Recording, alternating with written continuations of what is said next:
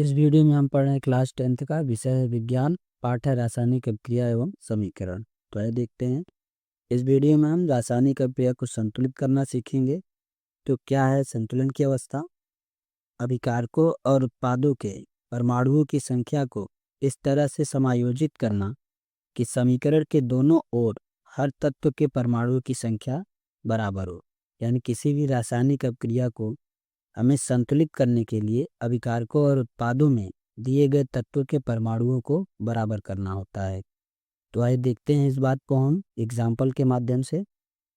तो मैंने यहाँ पर लिया है Fe प्लस H2O अभिक्रिया कराएंगे तो हमारा होगा Fe3O4 प्लस H2। तो इस रासायनिक अभिक्रिया को हमें संतुलित करना है। तो संतुलित करने से पहले हमें इस तरीके से तत्व, अभिकारक और उत्पाद लिख लेने हैं। अब रासायनिक अभिक्रिया में जितने भी तत्व हैं उसको यहाँ पर लिख लेना है। तो मेरे पास यहाँ पर इस अभिक्रिया में 3 तत्व हैं, आयरन है, हाइड्रोजन है और ऑक्सीजन है। अभिकारक में इसके कितने परमाणु है वो लिख लेना है। तो आयरन के अभिकारक में 1 परमाणु है केवल, तो मैंने यहाँ 1 लिख लिया। उत्पाद में जो है आयरन के पीछे यानी Fe के पीछे 3 लिखा है, यानी 3 परमाणु है, तो मैंने 3 लिख लिया। इसी प्रकार हाइड्रोजन अभिकारक में 2 परमाणु है, यहाँ हाइड्रोजन के पीछे 2 लिखा है तो उसके 2 परमाणु है।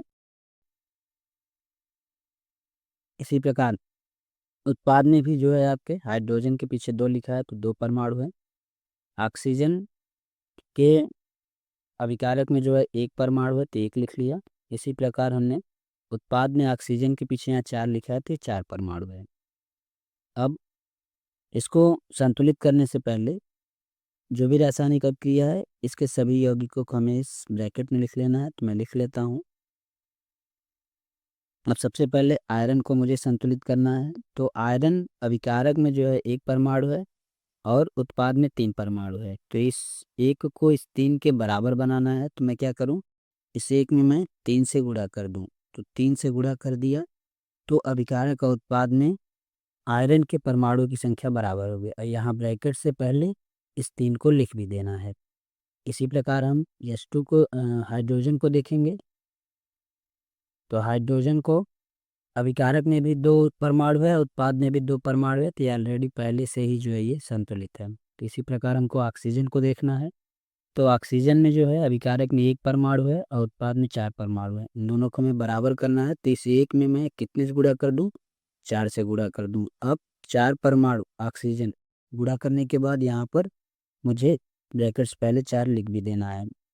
अब ऑक्सीजन जो है वो अभिकारक में भी 4 परमाणु हो गया और उत्पाद में भी 4 परमाणु हो गया, यानी ऑक्सीजन जो है वो संतुलित हो गया।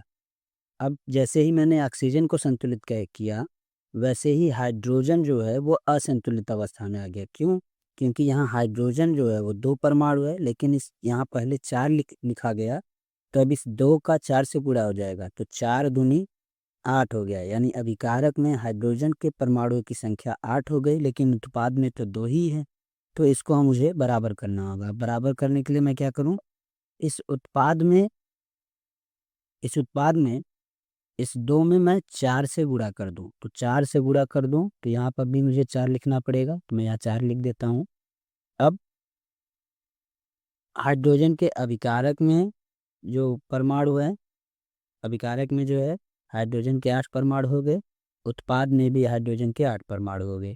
तो ये हो गया हमारा संतुलित, ये रासायनिक अभिक्रिया हमारा संतुलित हो गया। तो इसे अब संतुलित अवस्था में लिखना है, साथ में इसके भौतिक अवस्थाओं के साथ भी लिखना है। तो इस तरीके से देखिए मैं लिख रहा हूँ। यहाँ पर 3Fe हो गया था, तो Fe जो है वो सॉलिड है इसलिए यहाँ यस लिख दिया। इसी प्रकार 4H2O हो गया था, तो H2O जो है वो लिक्विड अवस्था में है, तो मैंने यहाँ यल लिख दिया। अब क्रिया कराने के बाद जो Fe3O4 है वो सॉलिड अवस्था में, इसलिए मैंने यहाँ यस लिख दिया है।